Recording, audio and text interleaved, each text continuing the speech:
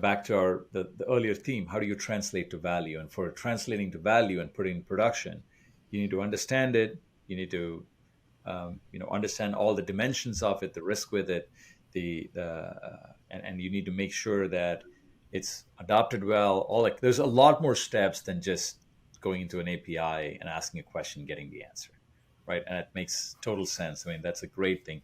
Are any of your data scientists afraid that their jobs are going to be irrelevant? With all the intelligent agents, and now with things like tool formers and Hugging GPT and stuff like that, that'll just do the model selection and stuff for you.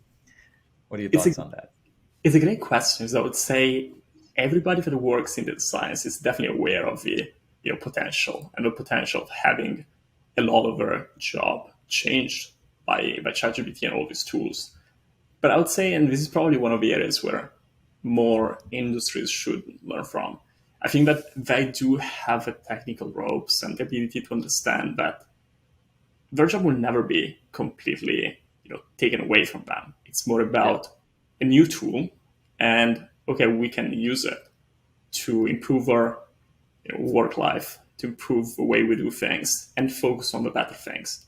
And so, something which is fascinating, which I see, is how people use it, and data science use it just to get rid of some of the components which are the most tedious ones. Like doing the same bit of code that you always do with data cleaning, feature engineering, model yeah, selection, and so on. So it takes care of all of the boring parts, all of the annoying parts, so that you can focus on the high level value. I can think of, what is the yeah, architecture, what is the right thing to do here.